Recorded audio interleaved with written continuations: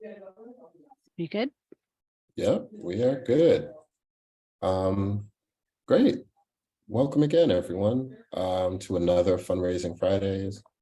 This week, we are going to cover authentic storytelling.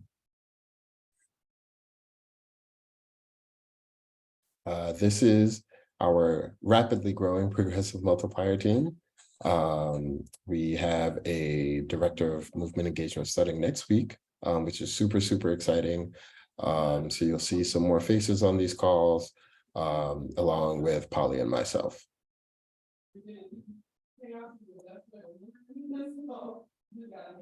And a little bit of background about who Progressive Multiplier is. We seek to help organizations build a progressive movement of, by, and for everyday people. We do this by organizing and leveraging funding to create on-ramps for progressive organizations to start, strengthen, or scale individual giving and earned revenue programs. And through an online community of practice and our grant making and support program, we build the progressive sector's revenue generation knowledge and skills so that we can amplify a people-powered movement. And so our three focus areas for grants are achieving justice, realizing democracy, and restoring the environment. And our goal is really to build the revenue generation capacity of groups that organize and work in these sectors, to be able to build the power needed to make sustainable movements and create the systemic change that we need to see in the world.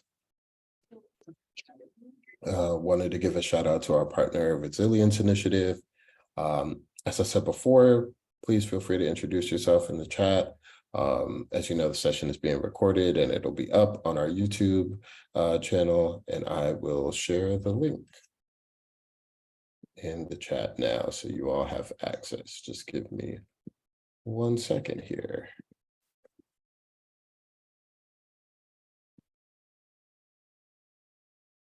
There you go. And so what is available through our partnership with Resilience Initiative?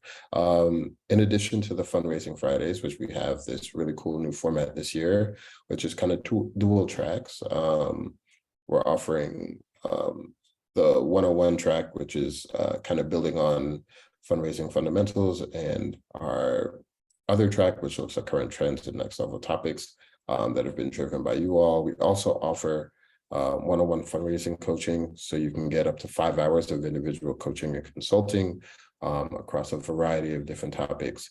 So please feel free to reach out to us, sign up for those one-on-ones. I'm going to put the link for that. It's a quick form that you can fill out in the chat. And you can either reach out to Polly, myself, or Michelle if you have any questions about what's available to you. And again, please feel free to check out our YouTube channel. We've been doing these every couple of weeks. So if you missed the week, want to go back or want to share a training with your staff that you thought was really useful, they'll be all on the private YouTube channel. Great. So our topics today are why stories matter, uplift and not rewrite, ethical story sourcing, finding your voice, and then just wanted to leave a lot of space for some Q&A to talk about your organizations and how you've dealt with storytelling.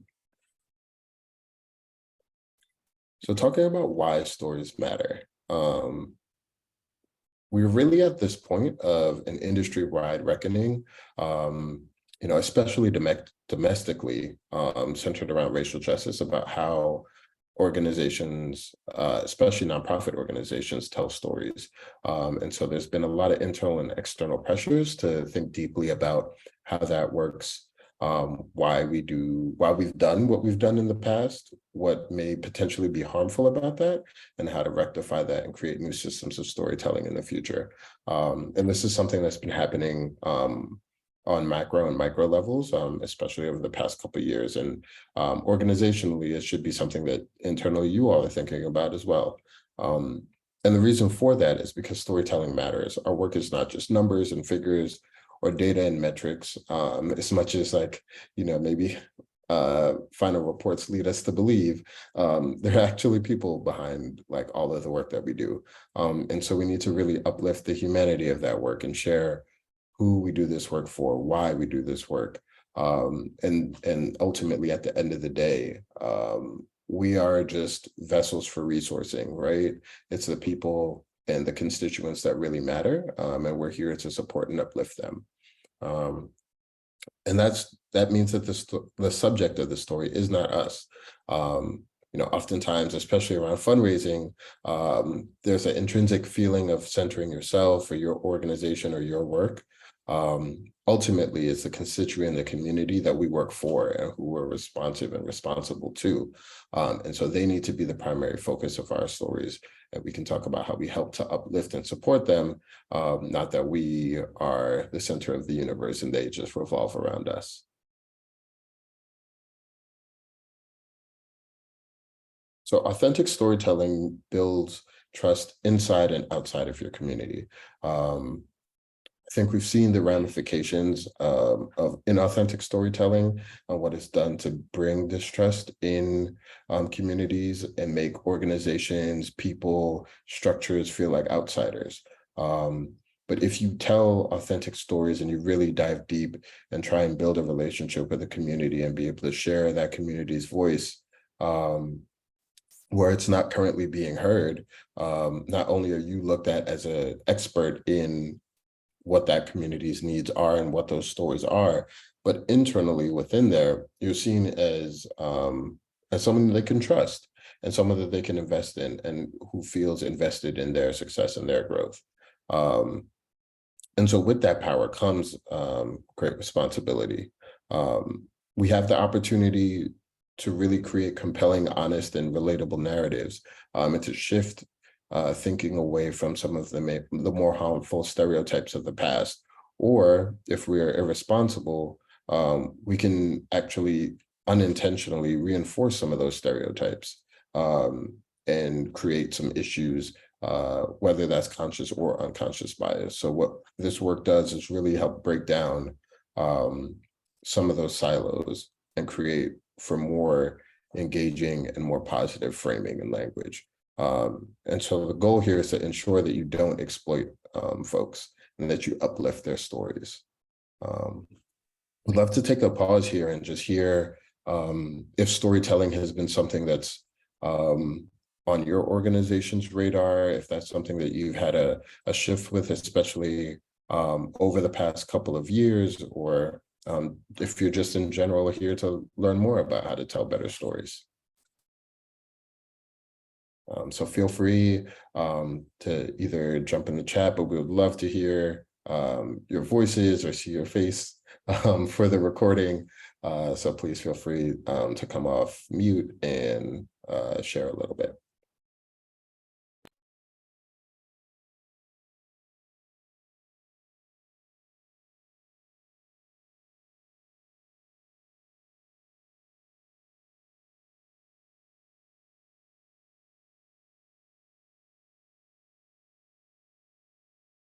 Y'all, you know we love the awkward silence.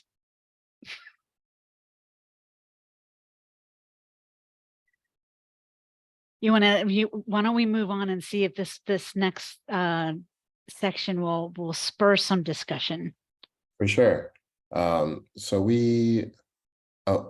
Felicia says, we've developed freedom papers and use those as an opportunity for storytelling. Felicia, can you share a little bit more about what you mean by freedom papers and how you and your team are using them?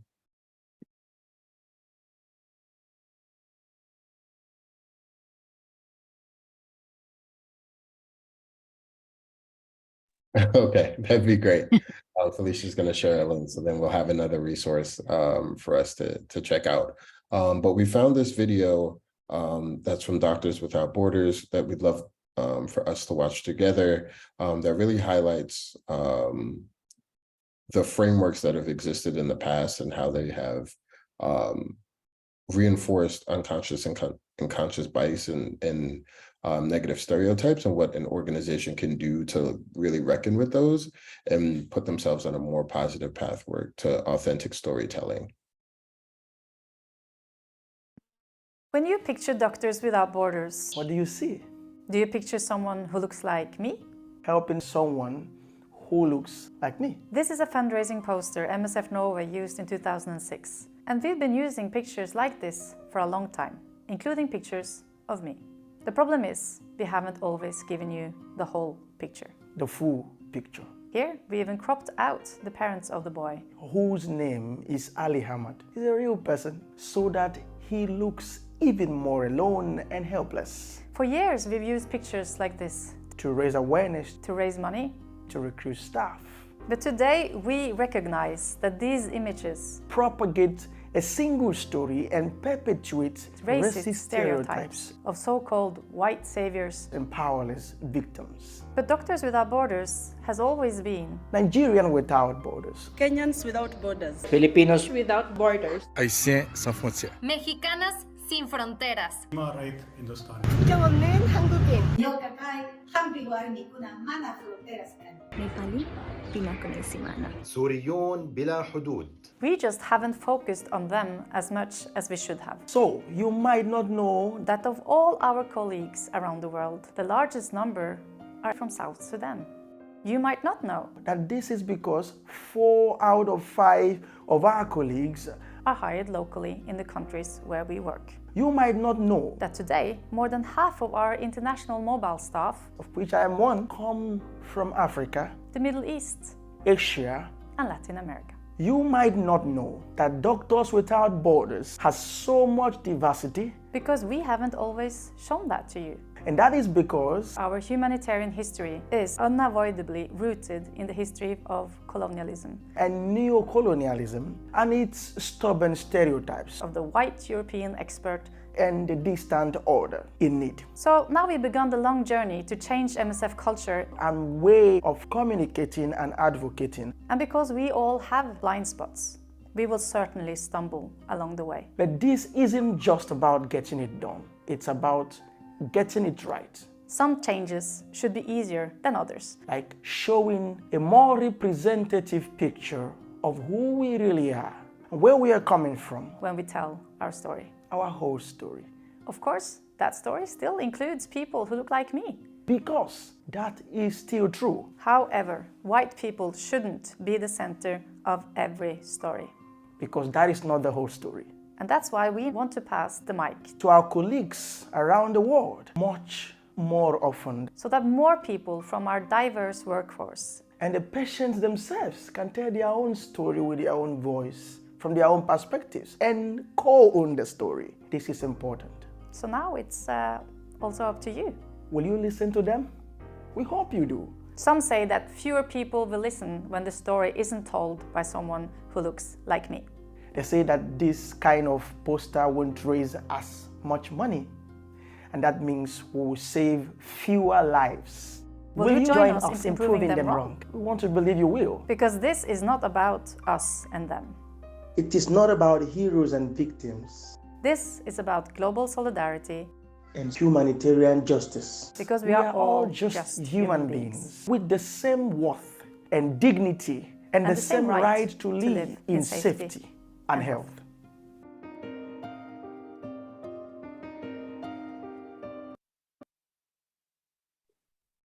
Right. So I'd love for us to just like take some time to think deeply about what was coming up in that video. I think you know, there's a lot of different angles and points that they drew to. I think that what was really fascinating for me too was that after the acknowledgement of the harms done and what they're doing to rectify that, they really put it back on the donor base. Are you going to join us like in this new mission? Are you willing to support different imagery and telling better storytelling? And what that would mean internally about you as a person if you're not willing to do that. And so I thought that that was, you know, something that was incredibly courageous for a development department to really put forward. So I would love to hear in the chat, and then also for folks who are down to come off mute, what really resonated with you in that video, how that relates to maybe your own personal story or even your work.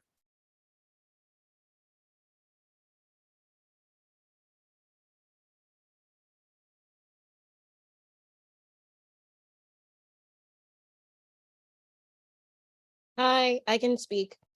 I love that in the messaging, like it stayed aligned with their values, but they were still able to take a step back and really, I guess, look at the way that they've been, I wouldn't say causing harm, but the way that their messaging has just not been aligned with the face of their organization. So it really was this thing of like, you know, through maybe it was a call in, but like through internal conversations, through, you know, looking at the way we run things, we noticed that we have done a disservice in some way. This is how we're working to fix it.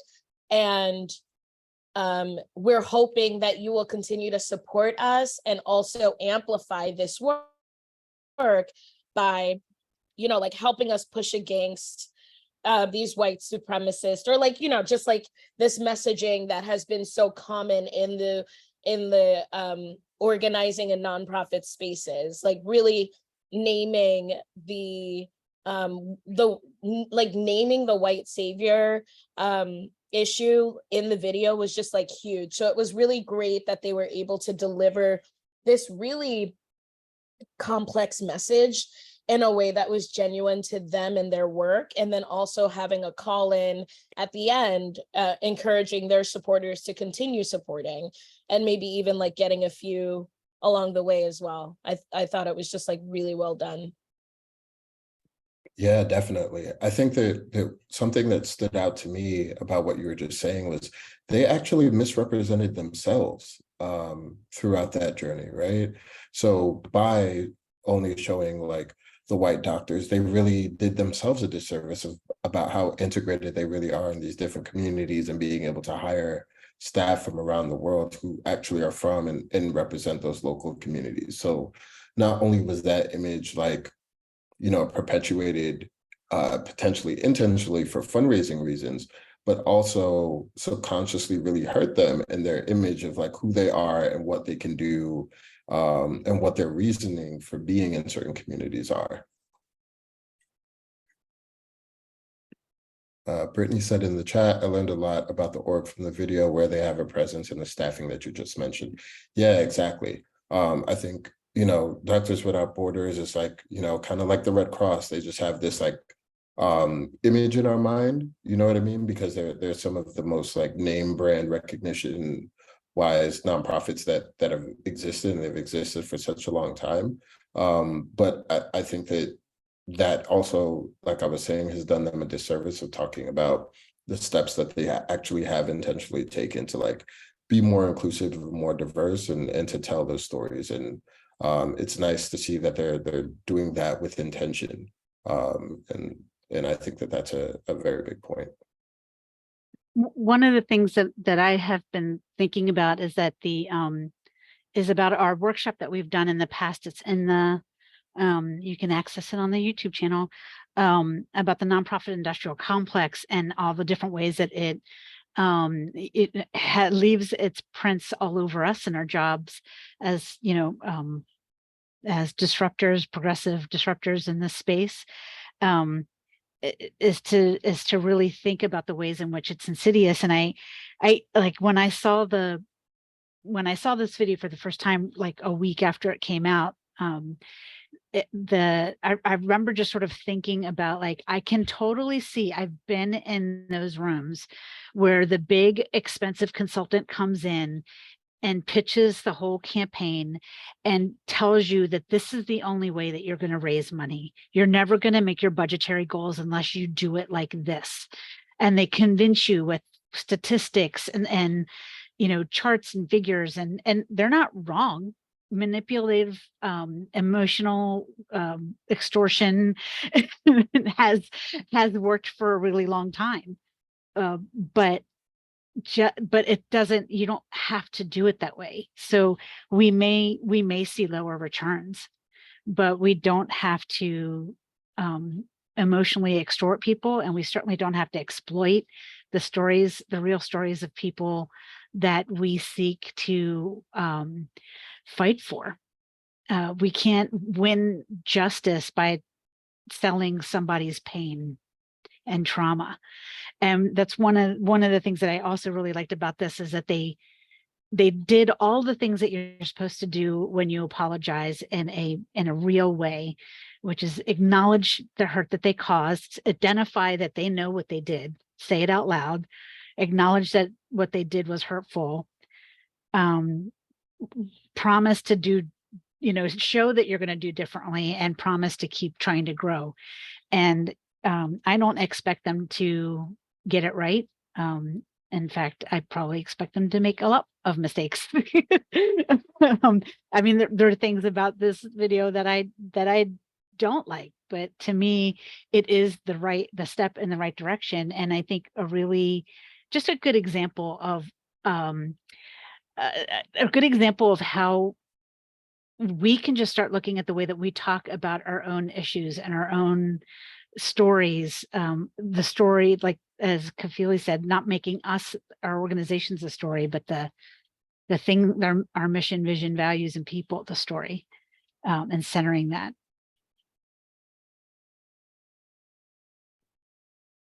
100%. So let's talk about how we actually do that. Oh, somehow that happened twice. All right. Uplifting and not rewriting how to tell positive stories. So what you really want to start with is honesty and truth, because that's where authenticity comes from. And we have to honor the fact and the experiences that the constituency that we're working with comes first. So, despite whether this might be for fundraising or for programming or whatever it is, these are people's lives. These are people's actual lived experiences and stories, and we should always validate that and approach them with dignity. And at that same time, trying to frame it in a sense of relatability, to humanize very difficult and deep, things that may be difficult for folks to understand or have barriers if they come from a different group to understand, to build a sense of resonance within the audience and to speak to the commonalities between people. We saw in the video before that they were talking about really breaking down that us versus them mentality and building global solidarity, which I think is the vision that you kind of want to work for. And to create an emotional connection. We want to create feelings of empathy, of inspiration, a desire to take action, for donors, a desire to step up, and to be part of something bigger than yourself. But we are not looking for sympathy or pity, right? We do not want examples that make people feel less than, or because of their current lived experience or situation that they're in, that they aren't worthy, or are totally susceptible to your support to live and to be realized as full human beings. That's not the imagery that we want to tell with our stories. And over time, building a brand and consistency around that, and being able to really initiate these stages and be able to develop deeper storytelling that will resonate over time and to be able to shift narratives. And so what is our purpose when we do that? How do we align our stories to the mission, vision, and values that we have within our organization? Are these meant to inspire? Are these stories meant to inform? Are they meant to educate? All of that is important and really solid framing for how you want to structure this work. And then also thinking about the audience that you're talking to. The frameworks and those rules that we just mentioned before should stay the same. But depending on whether you're talking to donors, whether you're talking to large-scale funders, whether you're talking to people within the community, and building support within your base, you have to tailor your story to that audience and what they know and what they may not know. And being able to support that with pictures, videos, sounds, other forms of imagery really help to build and support that narrative, but using them in the positive way, as we talked about before. Yeah.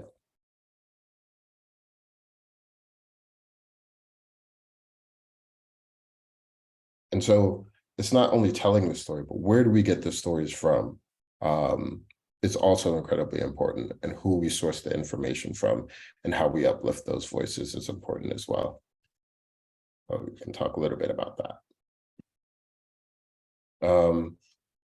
So we really want to start with dignity first, and respecting privacy and dignity. Folks are, sharing their lived experiences relating to your organization, whether it's through interview process, whether it's through, surveys or videos or anything like that. Especially when you work with marginalized communities, there can be, safety issues or other forms of wanting to have privacy. So being able to provide that and to tell those stories in uplifting and empowering ways, and also how your organization interacts with that community in uplifting and powerful ways, is incredibly important. So that also goes back to the centering issue, right? So even how you talk about your work of potentially like uplifting a group rather than doing something for them, or giving them the tools that they need to like self-actualize themselves and be able to run things themselves rather than them being dependent on you providing something for them, I think goes a long way in positive storytelling and framing. On top of that, it's important to just get consent and confidentiality. As we said before, you need to get permission to share these stories. These can be deeply personal, oftentimes surrounded by difficult issues of trauma of different forms. And so depending on the focus of who you're talking about, maintaining certain levels of confidentiality for the protection of the interviewees is totally something that you should fully frame your work around. And also just back on the point of dignity, ensuring that you do not reframe or rewrite their stories or experiences to placate your audience's conscious or unconscious biases. We want to amplify their experiences and make people whose voices have been systematically deafened to make those louder and to share those stories, but sharing them in their voices.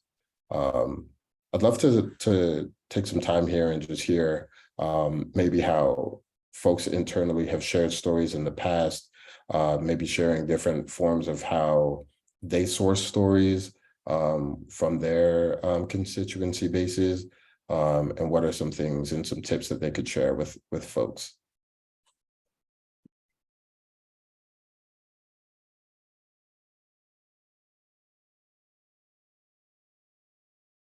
I'd also like to hear if anybody is struggling with how to reframe the story that they're typically telling in a way that isn't exploitative or feels not right. We got a lot of really great folks on the line today. Maybe we can help you workshop it.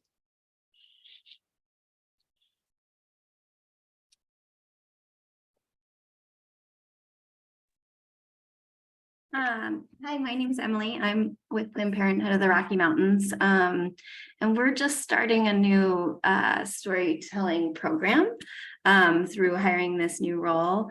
And so it's not fully kind of up and running yet, but we're experimenting with some various things. And one of the things we've been looking at is a journal in our health centers that says something like, share your story, it might help someone someday. And we're doing a lot of different types of sourcing, like through hashtag share your story, that kind of thing as well. But I think that the idea of that sort of personal touch feels very, very gentle and real and kind.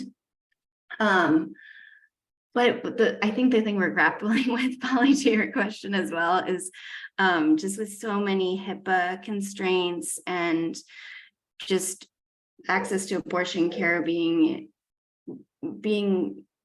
somewhat of a heavily publicized and challenging issue in our country right now. Like, our patient safety is first and foremost, of course. And so there's certain situations where we can't necessarily source a story, and it feels like I'm a little worried about it, just because it feels like we might have to rewrite it, or we might have to write it ourselves, to your point, because it's not safe to have the person come out and share their story. So I'm just curious if you all have any thoughts about navigating that environment. Yeah, I have worked with a lot of domestic violence and child sexual abuse organizations. So as you can imagine, telling the stories are incredibly important and also incredibly difficult, personal. When you're talking about when there's kids involved, there's lots more privacy issues you need to build in. And the ways that we navigated it then, and there are other organizations where I had similar, like legal organizations, we have all these, there's always an issue, right? What we decided to do in our organization was we invested in really good stock photography, like a suite of images that were very, so this was in Washington, DC. If you don't know, DC's Chocolate City. It does not serve the organization to have a whole lot of, like white women laughing, eating salad pictures. Like you need to have like real, and you can buy suites of imagery that are like social justice framed and are, like actually look like your organizations. Like you can really get really specific. So we bought a really good suite of images that we then used, and all of them, when we posted the image, it would say like, like not the real person. We were using these images to protect confidentiality. We also did first person stories and changed their names. So like I remember specifically one woman I worked with really closely on an annual report, and the annual report, she had used multiple services at our organization. So like each area of the report where we did like programmatic discussions, her story was threaded throughout. And she later said like that she found it hugely empowering, even though her name wasn't in it. And she took like huge stacks of them. And when she felt safe with someone, she would give that to them and say, "I'm Carla." And and then they would, read the annual report and see her story. So you can do it. Like I still get little chills about it. It was such a great process to be part of. You have to do it in a way that like sees them in their human. I spent a lot of time with her. I tried to connect with her. I took her out to lunch. It wasn't just like sit down and tell me the most painful things that happened to you while I write quickly. It was like I wanted to build a rapport. She had a lot of editorial say. If I really liked, if I was really wedded to the way that I wrote something, I would explain why I was wedded to it. And she either changed her mind or she had veto power. So we really did like just a serious approach to it. And at the end of the day, setting those standards for how we collected the stories, how we protected the privacy of the women, because there was also like, we had to change the areas of the city and occupations because, danger. But we set those standards in place. And then the next time I did a report or or one of the other departments did something, they followed the same guidelines and were able to maintain that level of like connection, credibility, authenticity without schmarmy grossness. Yeah, 100%. I was gonna basically suggest like those things that you can tell a story, change the names, change any identifying factors, job, location, etc. But the crux of the story is still there, right? And being able to share that and share something so personal, I think goes a long way.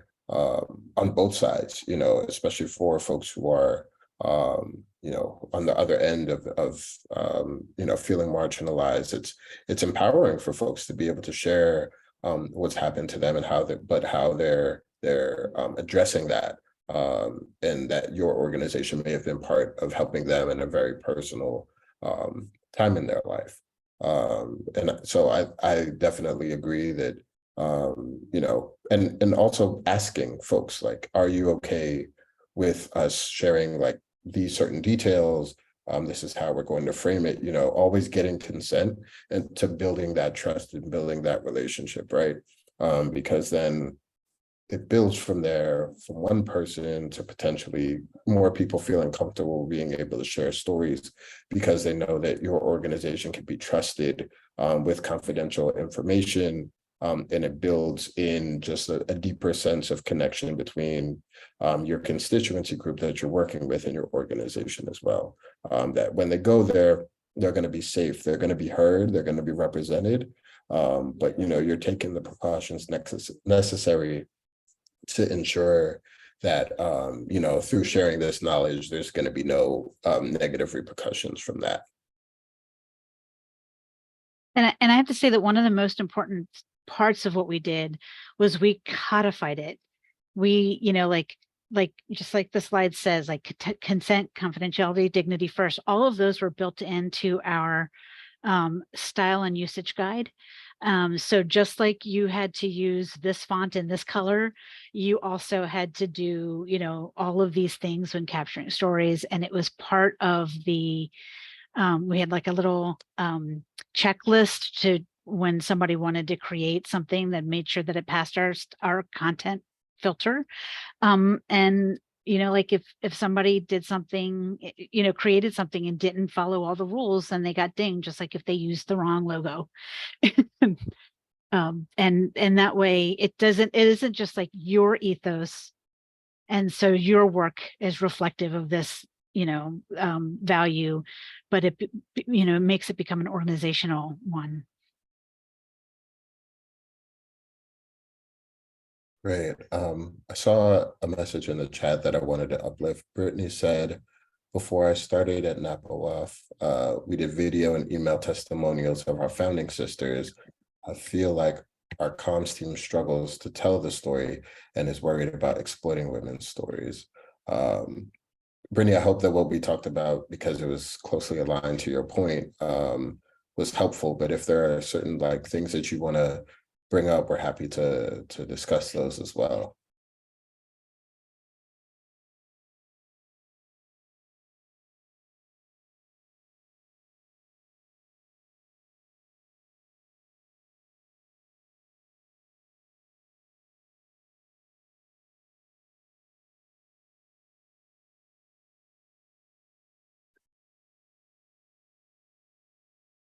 Yeah, I think that when we're talking about this, you know, especially violence, and I agree that reproductive justice issues, like there's a lot of scary stuff happening. And I mean, aside from just needing to respect privacy in general, it can be a really difficult, it can feel really difficult, but I think that the roadblocks, like you might come to this sooner than your comms team, clearly. So the roadblocks that you may have had to get over yourself to get to this point, you probably need to take them through that journey too. But it's, and you know, show them content that you've seen in the world that you think does things right. And, you know, you can get them there. For sure. And I think that that's a major part that we can play in, you know, the so-called culture war, is that a lot of this stuff is messaging, right? And so we want to combat those negative stereotypes, the things that we're hearing that are so patently untrue about, you know, certain demographics, with facts, with real life stories, to be able to share that information. And this is like the cross focus area, no matter what type of group your organization works with. You know, there's something that is being like perpetuated in you know, popular media that's untrue about that group, unfortunately. And so part of our work can be to really push back against that and to uplift positive stories, and to show that those things aren't necessarily true, and that you know, all people are worthy of dignity and respect.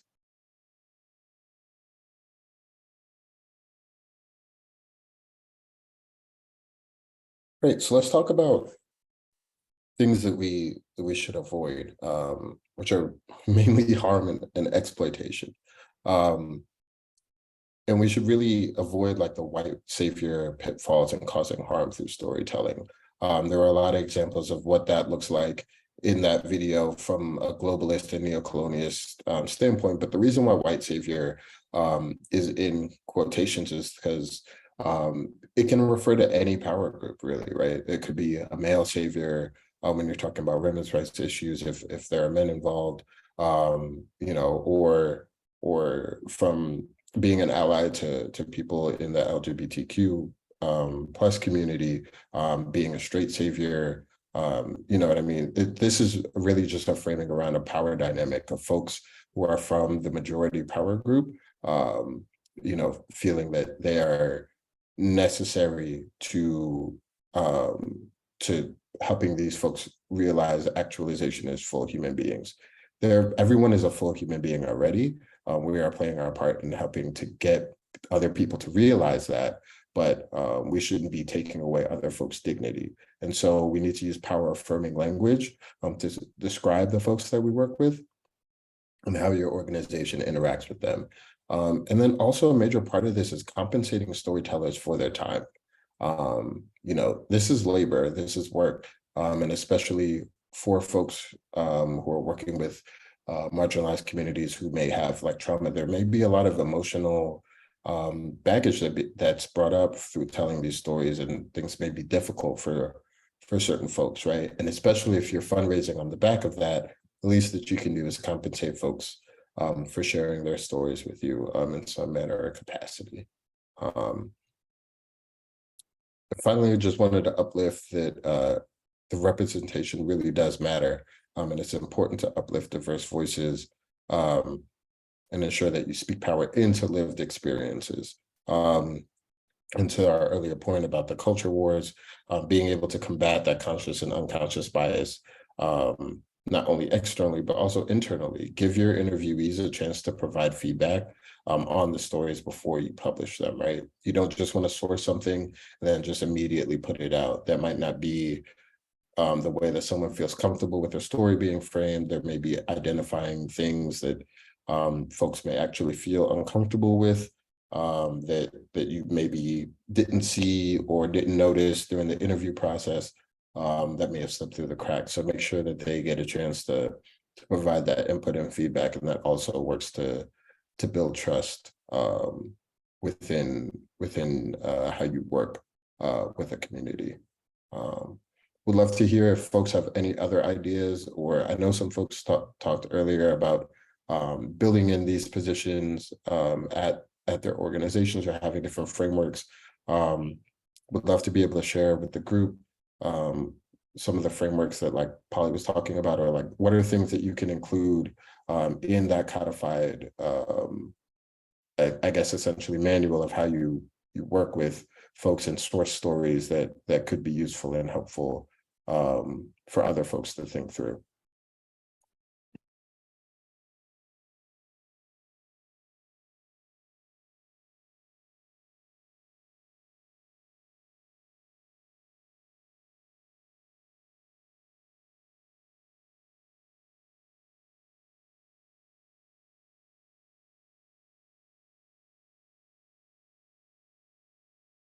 One of the things that you should also think about if you decide to go down this journey of getting real stories from real people and and needing to care for and care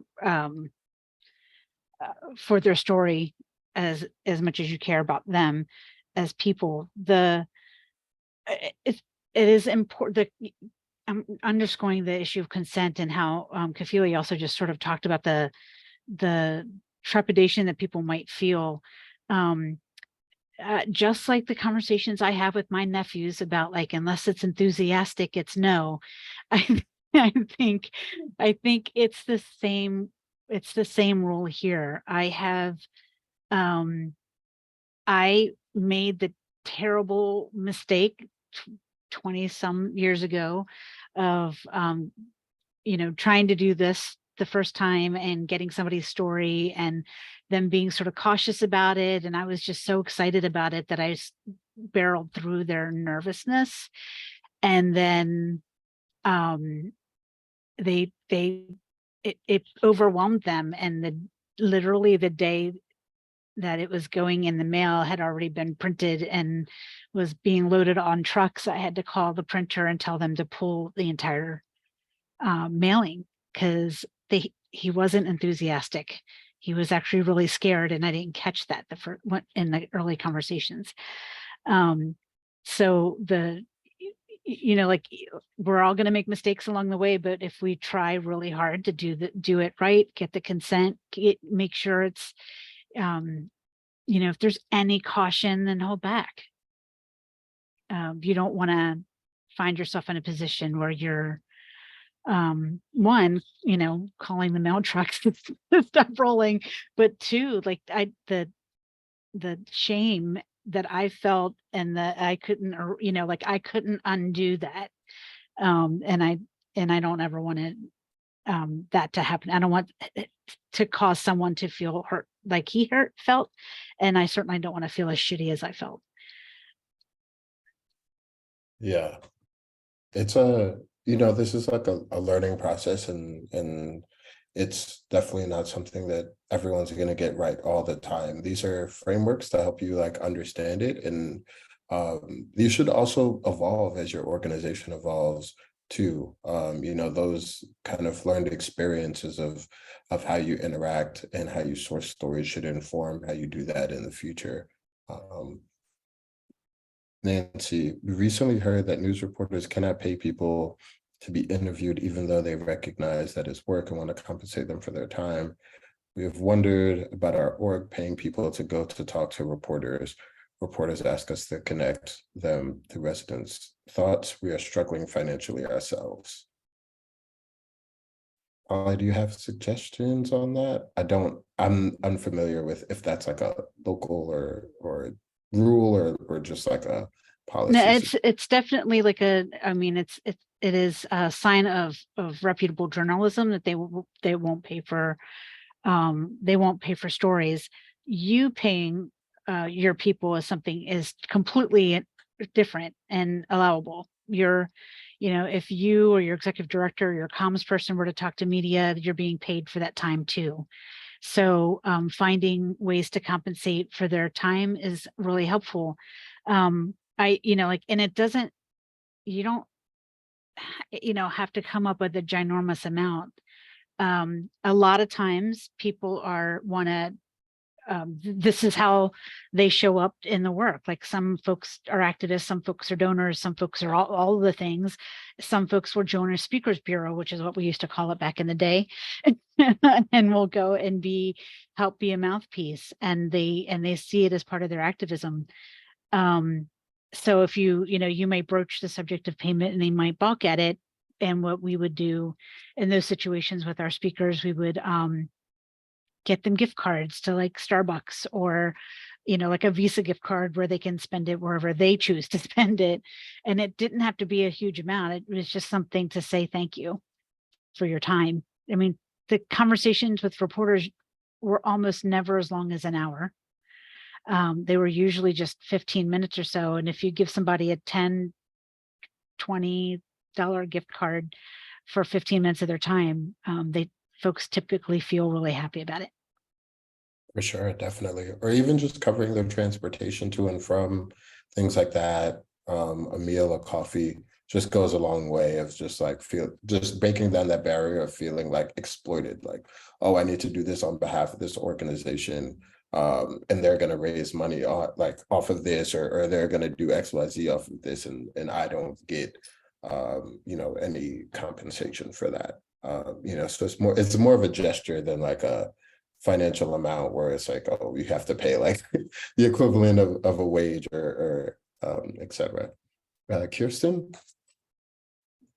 Hi, folks. Thanks. I think that what you're both saying is super important, because as we look to increase our cultural competency, all of us, we always have space for doing it. Finding out what will be the thing that is most helpful to those folks is like a really short conversation. And we have very limited resources, as well as I know Regeneración does, but it's like transportation, covering transportation costs, providing people with a meal for showing up. All of those things are just ways of kind of honoring people's time. And it doesn't, it's amazing what folks will say to us when we say, you know, we're so grateful that you're able to help us with this. You know, what can we do to be supportive of you making this time? And it's, and most people would say, oh, I'll just, you know, I want to be helpful, and that's true. But we always try and find some way with our limited resources to provide people with something that acknowledges the exchange, as I like to say, and Polly will laugh at me, money's just energy, and we're just exchanging it. So there's a lot of ways to show up for people that don't necessarily involve cash. And that then what's interesting, it can put you in conversation with local businesses who may want to be able to offer, you know, 3 lunches to the folks. And so that's another opportunity for relationship building. So anyway, thanks. 100%. Thank you for that, Kirsten. And to your point, it also increases access of who's able to like do that work, right? If you're talking about folks who have to potentially do this after work, thinking about childcare, you know, or who live far away, this really opens up the door to be able to tell those more diverse stories from people who normally wouldn't have the access to just jump in the car or to hop on Zoom because they have a laptop or internet to be able to tell these stories. So these are all considerations, you know, that you can work into how you think about how you source stories from your constituency. Right. So let's talk about finding your voice. Where do we, now that we know how to gather these stories, where do we share what stories, and what's the best medium and platform for those stories? So social media, we'll start there. You know, this is becoming really one of the quickest, low cost, but maximum impact ways of sharing stories and potentially going viral. You would want to have short form as far as like wording, based on whatever platform you're using. Normally social media isn't like really amenable to long form writing. So you would want to have like some form of a short description, really captivating imagery along with it, with a link maybe to a video, or if the platform supports video embedded, having a video, that's where you would share it, and hope for like it to spread naturally and organically through groups. Email, you would want to have more short form writing, longer than social media, but not like a full, you know, blog post or essay, but you can link to things, which is really nice. Link to a video, link to more information, and have like at least 1 or 2 captivating images in the email, or if you and your team have you know, custom email creators, to be able to put that in the formatting of the email to make it look nice. Your website, you would go into more longer form writing here, multiple paragraphs, really great imagery. You can use video sparingly. I've seen orgs use videos. It's just sometimes difficult because it's often, you know, either hosted on YouTube or hosted on Vimeo. So like the integration always doesn't work the best. But if you have a really robust website that can host really nice video, having your best and most impactful video on there is often helpful. Presentations like these, images and short videos like the one you saw before are normally really impactful, really great ways of sharing information. If your organization has a blog, that's where you would definitely put long form writing. That's where you would share like a lot of deeper level statistics, being able to back up your anecdotal stories with like the macro sense of like what's going on in the world and the conditions that are creating these issues. Also long form video would be great here, sharing things that are longer, like almost mini documentaries, if that's something that your team wants to create from a storytelling perspective. And finally, podcasts, which are a really rapidly growing and emerging form of sharing and disseminating information. These are long or audio forms. So some of them are presentation based, some of them are conversation based, but basically ways for people to listen and gather information from whoever the host and guests are. So this could be you sharing an actual interview with folks that you're talking to, or you presenting on behalf of your organization, speaking about your work and how you help to serve the community that you work with. Are there any other forms that folks communicate stories through that aren't on here? I think that's pretty much everything, right, Paul? Yeah. I mean, some folks are doing video podcasts too, so you get a Yes. little both and there. Very true. Great. And so how do we evaluate our language? So what we want to do is, avoid stopping the mail trucks, and make sure that what we have is good to go, right? And so we should always have a feedback loop for whenever we're sourcing information, both internally with staff, to make sure the staff feels good about the things that we're sharing on behalf of the organization, but also our interviewees. So before and after we're sharing, and these are different forms of like gathering that information, both from internally through staff and interviewees, but also externally from your base. So like anecdotal evidence. You're giving a presentation, folks are in the room, like we played that video for you all, saw some engagement in the chat, some thumbs up and some emojis like, all right, cool, this was a good video to use. If you're hearing crickets, it may not be the best. You know what I mean? Or changes in awareness or perception, how folks are talking about you and your organization and your brand immediately after you release something, often is related to like whatever the newest information is about your organization.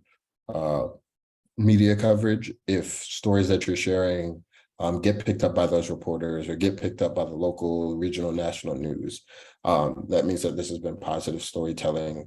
It's engaging, it's captivating, and people want to know more about the work and about your organization.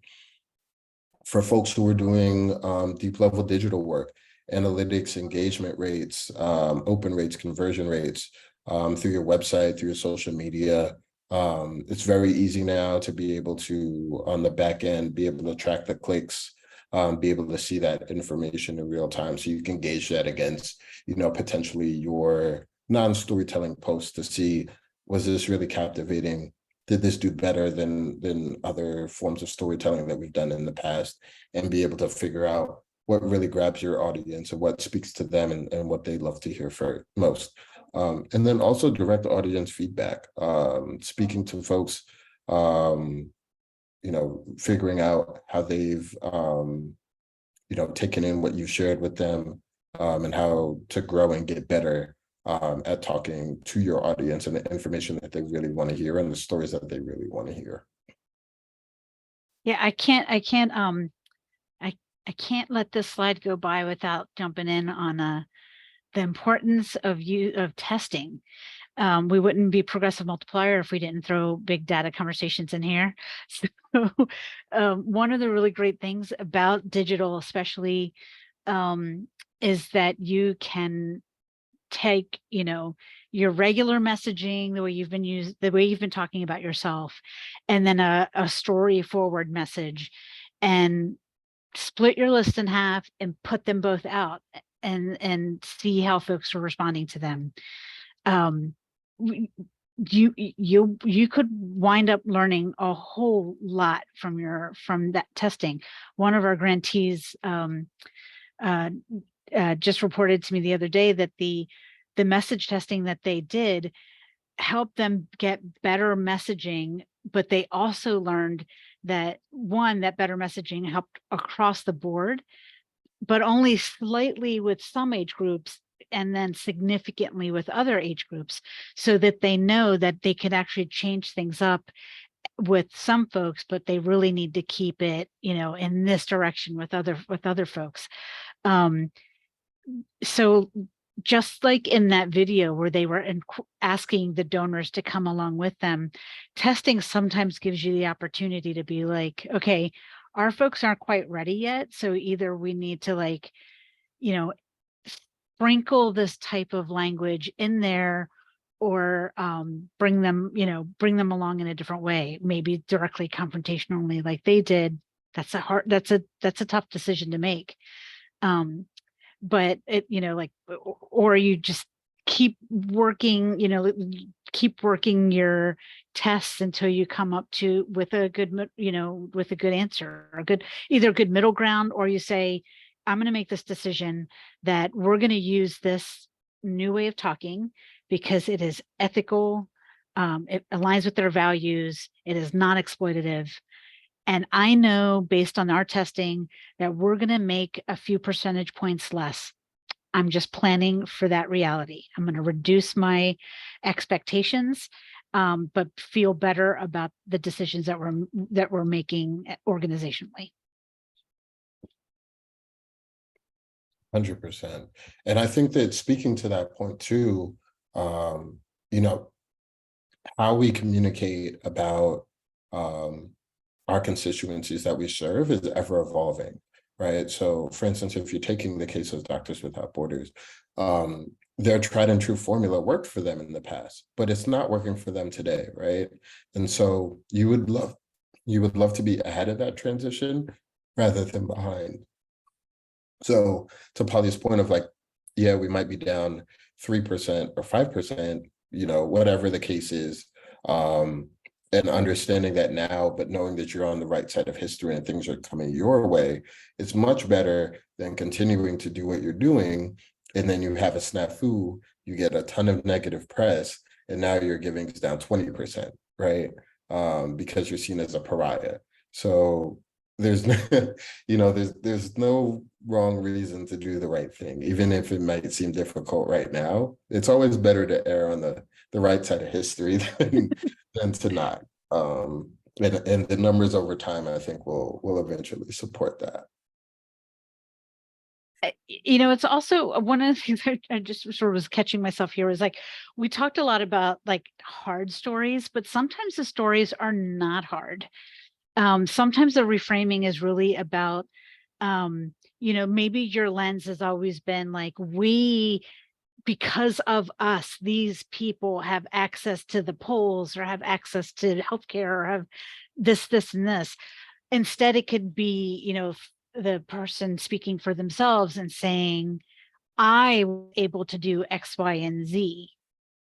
I mean, yeah, they were, you know, clearly because of them, but I did this thing, and they can tell their own story for themselves without any paternalistic setup that you know, the way that we have been framing things. That is a really hard habit to break, to be like, to stop with the, because of us, all these good things happened, or, you know, these people ate or had access to healthcare.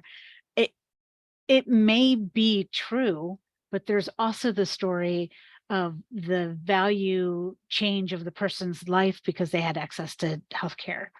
You know, that it's a positive story in the end for them, that you know, that maybe folks had access to the ballot that never had access to the ballot before. I worked with a lot of disability organizations, and that's a huge story. Only 20% of polling places are accessible. So if you're working in that area and you make some place more accessible, then you're giving folks a voice for the first time in their lives sometimes.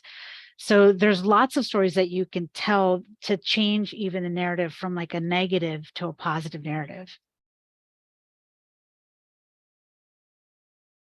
It's hard partly, Nancy says, it's hard partly because the funders want you to tell it that way. Case in point, and year-end campaign wants a testimonial from someone who can share the impact of our org on them. Totally get that. And there is some education that needs to be done, you know, upwards and outwards about how we frame these stories, right? But I think that, you know, to Polly's point, there's ways of, you know, even within that quote unquote prompt of like being able to uplift the self-actualization of the people who are working, you know, in that community, that they can do this for themselves. And this is just some help and resourcing to be able to do that, rather than this organization being like the important linchpin between them and the work that needs to be done.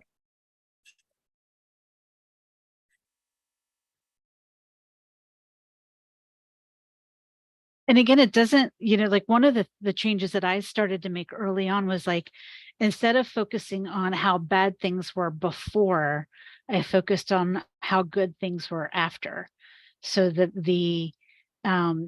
you know, like typically you'd spend a whole lot of time in the olden days of fundraising, you'd spend a whole lot of time on how terrible and, you know, horrible the situations are, but here we came in with our capes and saved the day.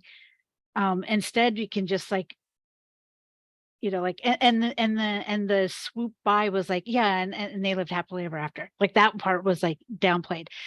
Let's talk about the happily ever after part and downplay that, you know, like not downplay, but be like, yeah, shit was hard, but these are all the great things that are happening now because, you know, because shit happened, you know. So there's still, you can still tell the impact story. It's a muscle that you have to start working out. And it's clunky and hard in the beginning. Like I wrote some really terrible stuff in the beginning when I was trying to reframe stuff. But you know, call on your friends and, you know, have especially if you got somebody who's got a super sunny disposition rather than a cynic like me, be like, how would you tell the story with the positive flow? And can maybe some, you know, folks can help you wordsmith something and then you test it. Yes, we will share. Mm-hmm.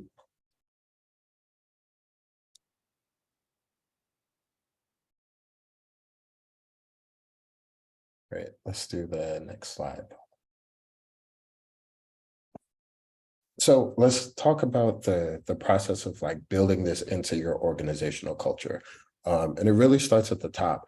Leadership has to be committed to wanting to do, you know, ethical sourcing and ethical storytelling.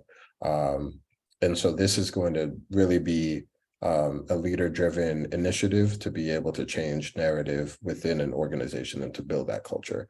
And to lean into that work, you should encourage storytelling at all levels, sourcing those from all your programming, even from the operations side, to be able to build a cohesive story about who your organization is and how you serve the community that you serve. And have people practice positive storytelling, even through examples of like, how do you connect with this organization's work? What is your story? Why are you here? To be able to build understanding of what this looks like and to amplify stories internally, to give framing for folks who may not have much experience doing this type of work. Develop or solicit trainings on informed consent, respecting privacy, and make those mandatory for staff. So that if you engage, especially for folks who are on the public facing side, that if you're engaging with the public, we should know how to treat the public with care and with dignity and with respect, whether we're sharing their stories or we're not. You know, these are frameworks of understanding that expand beyond just storytelling, but even into just programming and interaction. So we should be really investing in that. And incorporating this into the process of the work that you're doing, making this a regular part of the work, encourage storytelling in your evaluations. As I said before, we can often get stuck in on metrics and KPIs and all of that stuff. But this is equally as important, and being able to tell that story through word is incredibly important and crucial to the work that we do. And have that commitment to growing and to failing and learning from your failures. You know, making this an ongoing process with a feedback loop will help your organization be able to grow and iterate their storytelling culture faster.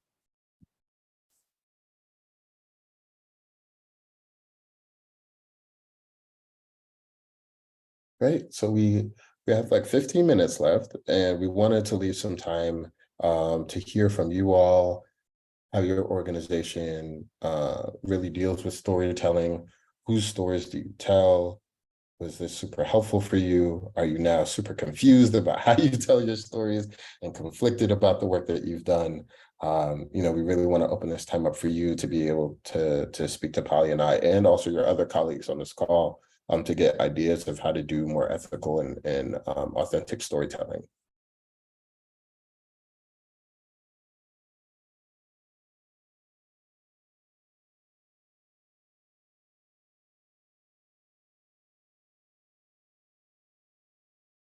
Is there anybody who's not convinced that you think you can't sell your mission without telling the sad story?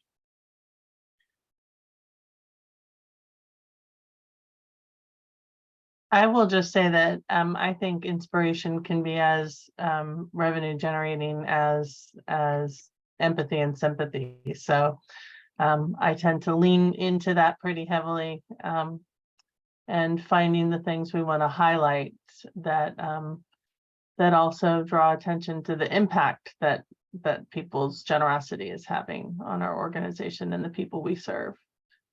So thank you both, though. I appreciate it. And I really appreciate the cultural competency facet of it, whether it be that we're in service of,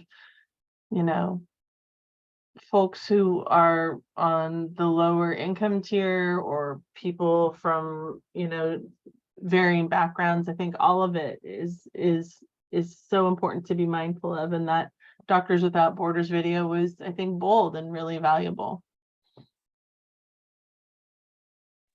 Great. Thank you for that, Kirsten. Yeah. And I love that framework of just like positive fundraising, right? That we're doing this work to build power and to inspire folks to get on board, rather than, framing it around, sympathy or need.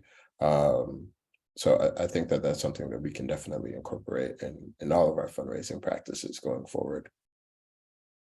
Not that we don't need. Oh Lord, we do need, yes. Maybe like yesterday, but yes. Sure.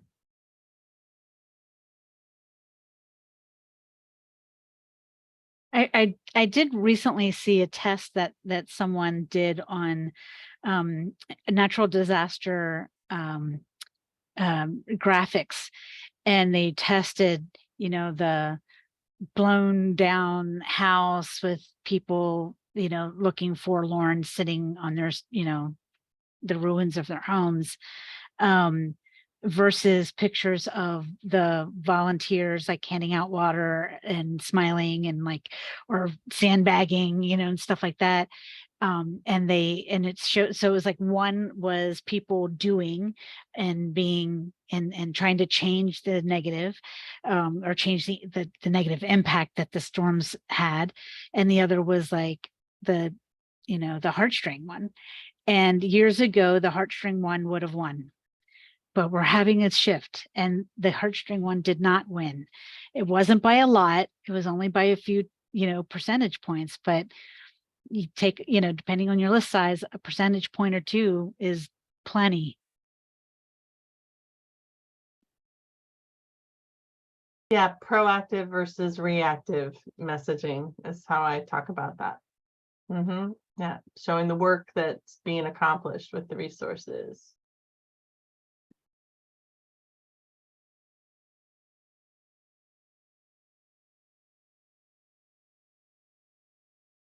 Great.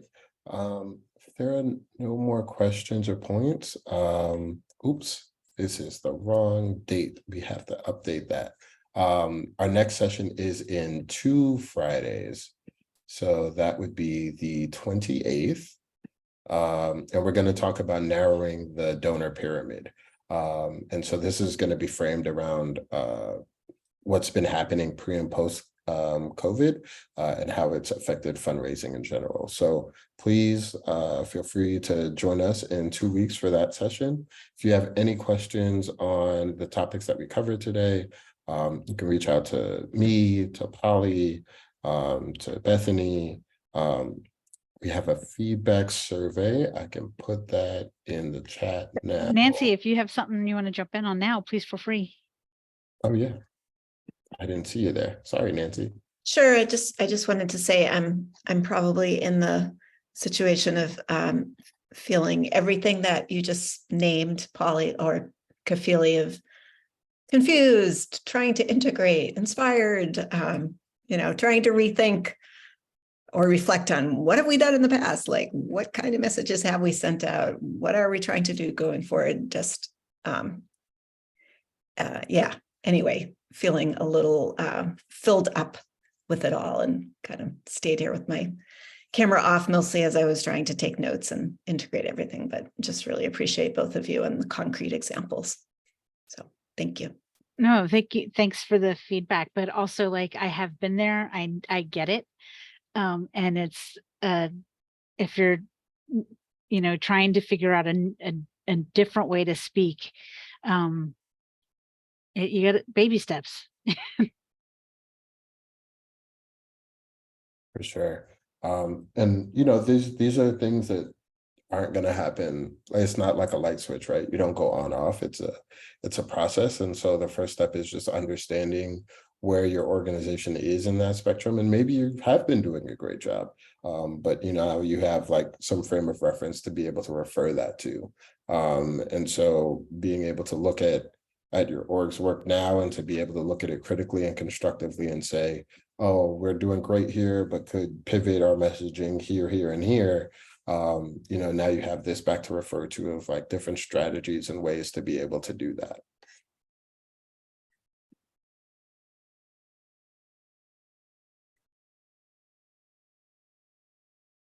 Anybody else have any questions, comments? We're happy to take it all the way out to the last minute.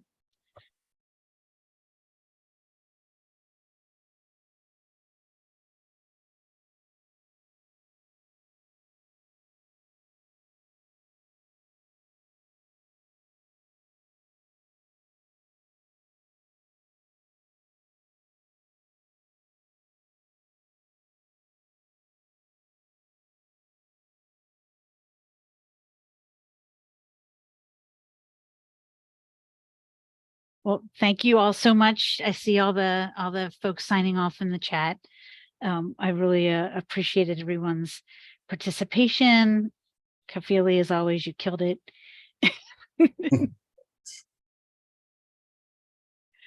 I hope everybody has a great weekend. Bye, everyone.